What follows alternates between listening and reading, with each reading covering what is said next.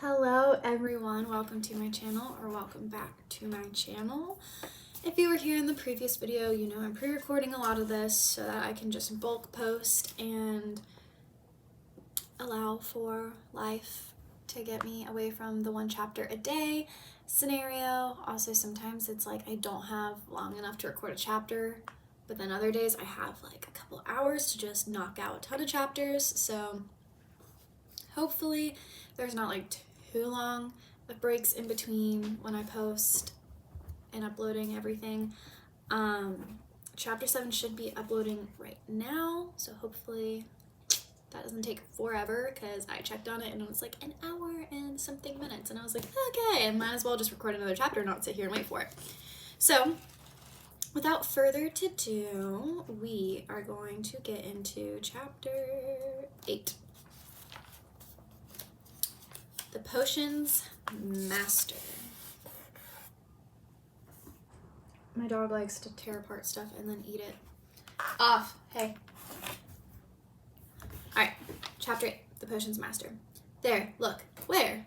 Next to the tall kid with the red hair. Wearing the glasses? Did you see his face? Did you see his scar? Whispers followed Harry from the moment he left his dormitory to the next day. People lining up outside classrooms stood on their tiptoes to get a look at him, or doubled back to pass him in the corridors again, staring. Harry wished they wouldn't, because he was trying to concentrate on finding his way to classes. There were 142 staircases at Hogwarts, wide, sweeping ones, narrow, rickety ones, some that led somewhere different on Friday, some with a vanishing step halfway up that you had to remember to jump. Then there were doors that wouldn't open unless you asked politely or tickled them in exactly the right place, and doors that weren't really doors at all, but solid walls just pretending. It was also very hard to remember where anything was, because it all seemed to move around a lot. The people in the portraits kept going to visit each other, and Harry was sure the coats of armor could walk. The ghosts didn't help either. It was always a nasty shock when one of them glided suddenly through a door you were trying to open. Nearly Headless Nick was always happy to point new Gryffindors in the right direction, but Peeves, the poltergeist, was worth 2 locked doors and a trick staircase if you met him when you were late for class. He would drop waste paper baskets on your head, pull rugs from under your feet, pelt you with bits of chalk, or sneak up behind you, invisible, grab your nose, and screech, "Got your conch!" Even worse than Peeves, if that was possible, was the caretaker, Argus Filch. Harry and Ron managed to get on the wrong side of him on their very first morning. Filch found them trying to force their way through a door that unluckily turned out to be the entrance to the out-of-bounds corridor on the 3rd floor. He wouldn't believe that they were lost, was sure that they were trying to break into it on purpose, and was threatening to lock them in the dungeons when they were rescued by Professor Quirrell, who was passing. Filch owned a cat called Mrs. Norris. A scrawny, dust-colored creature was bulging, lamp-like eyes, just like Filch's. She patrolled the corridors alone. Break a rule in front of her, put just one toe out of line, and she'd whisk off for Filch, who'd appear wheezing 2 seconds later. Filch knew the secret passageways of the school better than anyone, except perhaps the Weasley twins, and could pop up as suddenly as any of the ghosts. The students all hated him, and it was the dearest ambition of many to give Mrs. Norris a good kick. And then, once you had managed to find them, there were the classes themselves. There was a lot more to magic, as Harry quickly found out, than waving your wand and saying a few funny words. They had to study the night skies through their telescopes every Wednesday at midnight and learn the names of different stars and the movements of planets. 3 times a week they went out to the greenhouses behind the castle to study herbology with a dumpy little witch called Professor Sprout, where they learned how to take care of all strange plants and fungi and found out what they were used for. Easily the most boring class was History of Magic, which was the only one taught by a ghost. Professor Binns had been very old indeed when he had fallen asleep in front of the staff room fire and had got up the next morning to teach, leaving his body behind him. Binns droned on and on while they scribbled down names and dates and got Emmerich the Evil and Uric the Oddball mixed up. Professor Flitwick, the charms teacher, was a tiny little wizard who had to stand on a pile of books to see over his desk. At the start of the first class, he took the roll call, and when he reached Harry's name, he gave an excited squeak and toppled out of sight. Professor McGonagall was again different. Harry had been quite right to think she wasn't a teacher to cross. Strict and clever, she gave them a talking to the moment they sat down in her first class. Transfiguration is some of the most complex and dangerous magic you will learn at Hogwarts, she said. Anyone messing around in my class will leave and not come back. You have been warned." Then she changed her desk into a pig and back again. They were all very impressed and couldn't wait to get started, but soon realized they weren't going to be changing the furniture into animals for a long time. After taking a lot of complicated notes, they were each given a match and started trying to turn it into a needle. By the end of the lesson, only Hermione Granger had made any difference to her match. Professor McGonagall showed the class how it had gone all silver and pointy and gave Hermione a rare smile. The class everyone had really been looking forward to was Defense Against the Dark Arts, but Quirrell's lessons turned out to be a bit of a joke. His classroom smelled strongly of garlic, which everyone said was to ward off a vampire he'd meet in Romania, and was afraid he would be coming back to get him one of these days. His turban, he told them, had been given to him by an African prince as a thank you for getting rid of a troublesome zombie, but they weren't sure they believed his story. For one thing, when Seamus Finnegan asked eagerly to hear how Quirrell had fought off the zombie, Quirrell went pink and started talking about the weather. For another, they had noticed that a funny smell hung around the turban, and the Weasley twins insisted that it was stuffed full of garlic as well, so that Quirrell was protected wherever he went. Harry was relieved to find out that he wasn't miles behind everyone else. Lots of people had come from Muggle families, and like him, hadn't had any idea that they were witches and wizards. There was so much to learn that even people like Ron didn't have much of a head start. Friday was an important day for Harry and Ron. They finally managed to find their way down to the Great Hall for breakfast without getting lost once. "What have we got today?" Harry asked Ron as he poured sugar over his porridge. "Double potions with the Slytherins," said Ron. "Snape's head of Slytherin house. They say he always favors them. We'll be able to see if it's true." "Wish McGonagall favored us," said Harry. Professor McGonagall was head of the Gryffindor house, but it hadn't stopped her from giving them a huge pile of homework the day before. Just then the mail arrived. Harry had gotten used to this by now, but it had given him a bit of a shock on the first morning when about 100 owls had suddenly streamed into the Great Hall during breakfast, circling the tables until they saw their owners, and dropping letters and packages onto their laps. Hedwig hadn't brought Harry anything so far. She sometimes flew in to nibble his ear and have a bit of a toast before going off to sleep in the owlery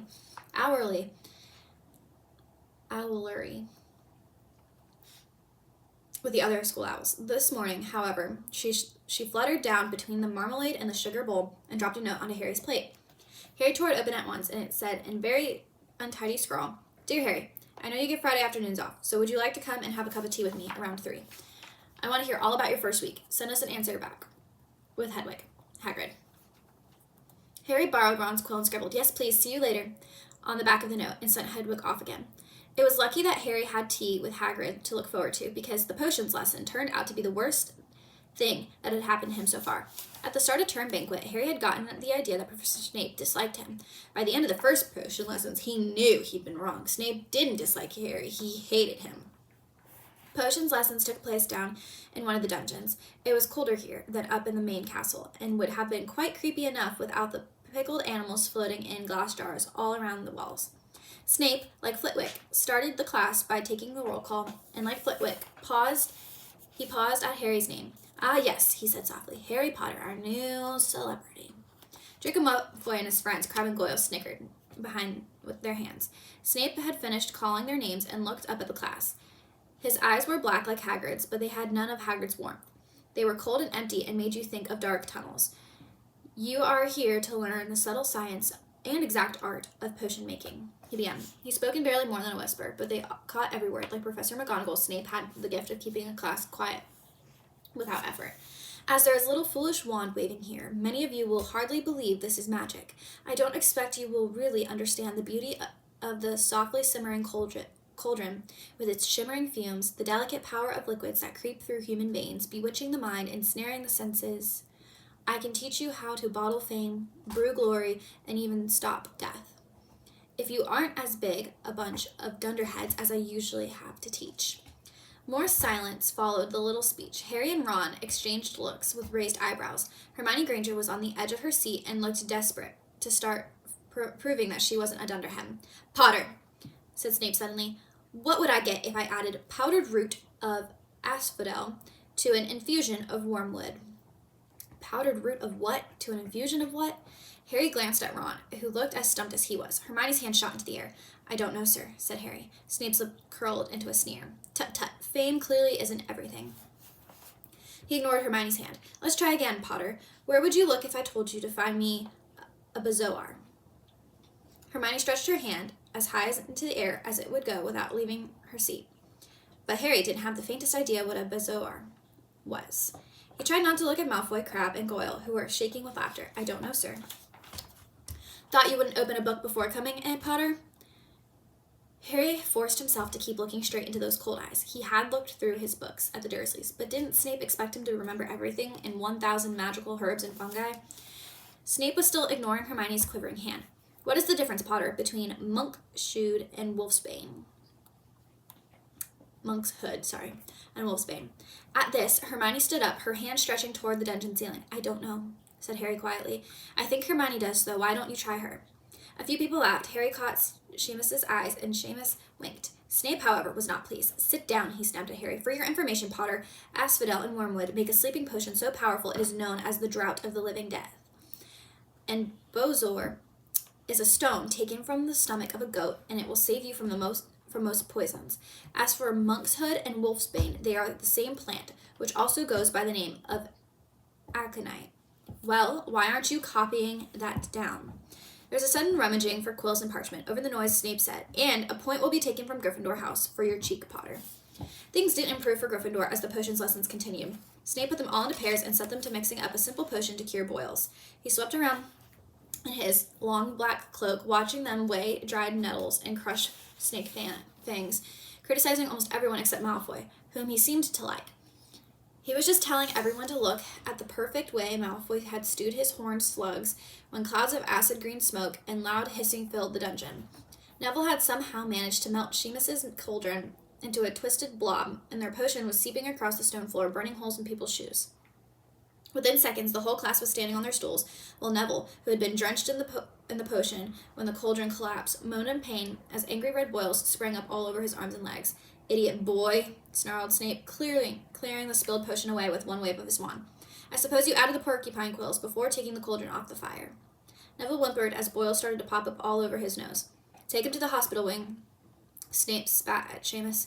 Then he rounded on Harry and Ron, who had been working next to Neville. You, Potter, why didn't you tell him not to add the quills? Thought he'd make a good look if he got it wrong, did you? That's another point you've lost for Gryffindor. This was so unfair that Harry opened his mouth to argue, but Ron kicked him behind the cauldron. Don't push it, he muttered. I've heard Snape can turn very nasty. As they climbed the steps out of the dungeon an hour later, Harry's mind was racing and his spirits were low. He'd lost 2 points for Gryffindor in his very first week. Why did Snape hate him so much? Cheer up, said Ron. Snape's always taking points off Fred and George. Can I come and meet Hagrid with you?